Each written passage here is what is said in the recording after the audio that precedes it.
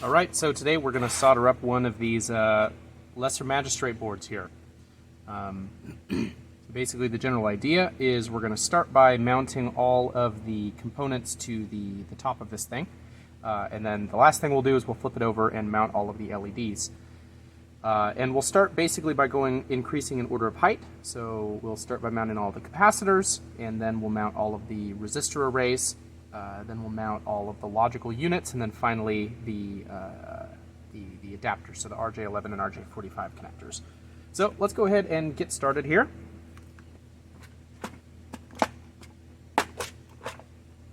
So we'll start out, we got our resistor arrays, all of our various connector elements, our capacitors, logical elements, and then the final capacitors here. So we'll start number one by getting all of our isolating capacitors that we have here. So that's these little 10 nanofarad capacitors, which are all just kind of in a nice little line right here. So I'll go ahead and get those wired up and we can start soldering.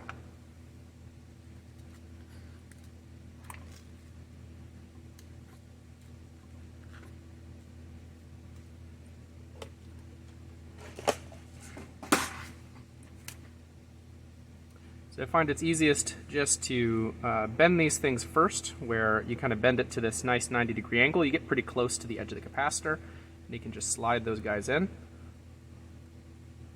And for me, I'm just going to basically put all of the capacitors in and then flip it over and solder them all in one go.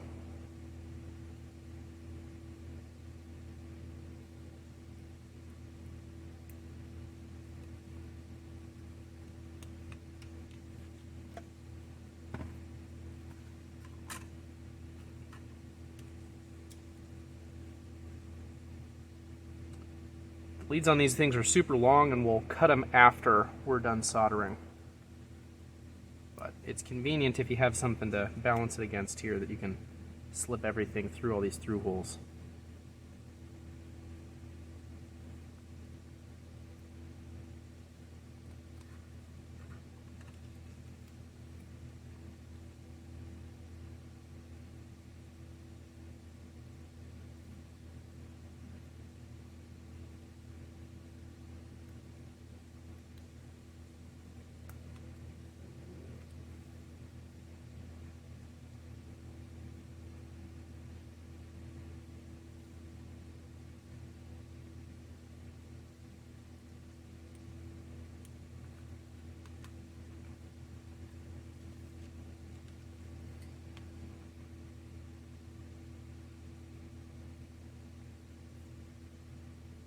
A little bit of trivia for you while we're here.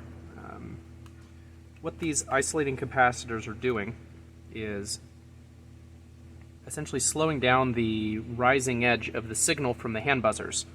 So one of the things I found when I was testing all of this was that the signal that's coming in is through just a standard Ethernet cable, and Ethernet cables are not really designed for this application.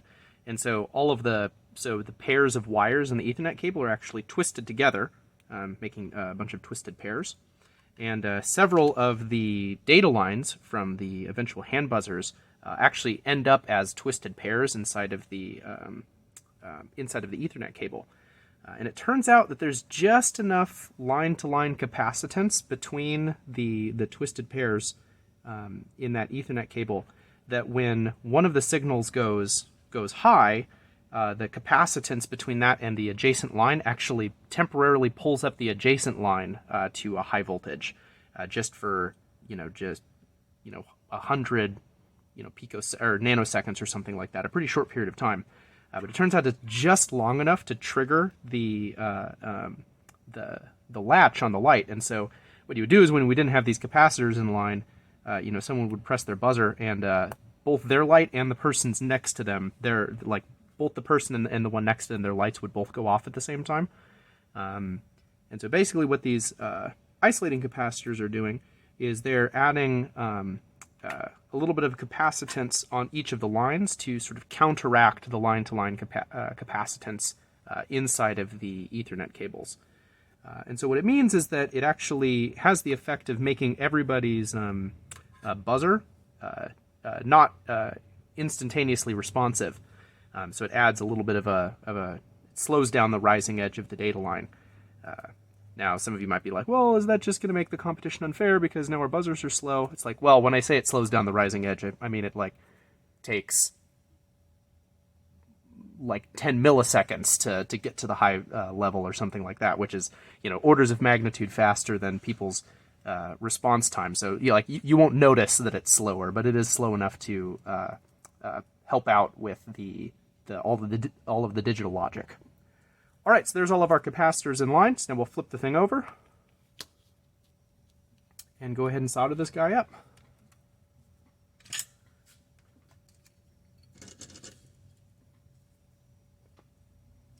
So for soldering each of these, I've found you basically just make a bead of solder on the edge here, and then you kind of tap it on the board a little bit, and after a second or two, all the solder will run through. And I had a problem on some of these where the solder would just kind of bead up on the top and it wouldn't actually flow through the hole at all. But if you leave the soldering iron on on the bead for a little bit more time, essentially just let the whole thing sit there for another second or two, the added heat kind of helps the whole thing run through. So that's why I'm kind of pausing on each of these. You sort of melt a little bit of a bead, and then you just kind of let it sit there for a second and let it smoke. And that's just to make sure the solder melts and runs all the way down into the hole.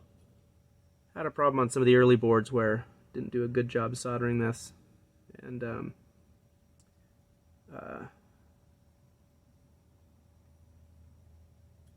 you wouldn't get the solder all the way through, and so it wouldn't actually make an electrical connection.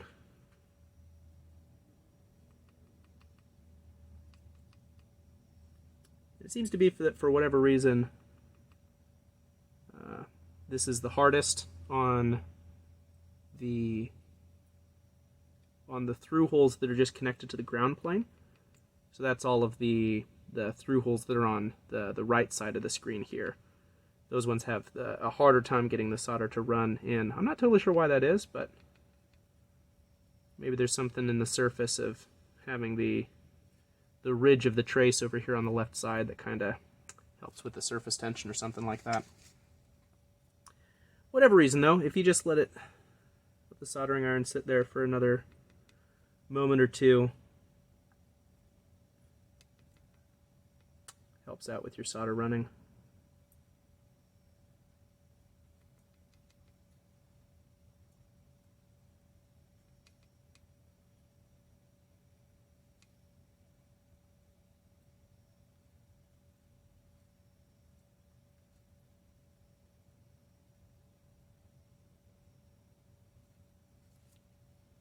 All right, and once you solder one side, you can actually pick the thing up and flip it over and check.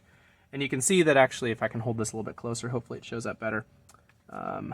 You can see on the left side, there's no solder that's in there because we haven't soldered those yet.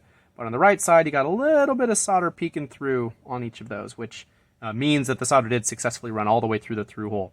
And so we actually have a good, nice electrical connection on all those. And so that's just kind of what you want to check for to make sure everything's working out. So I'll go ahead and pause the video and come back in a minute after I've soldered all of the leads on the left side here.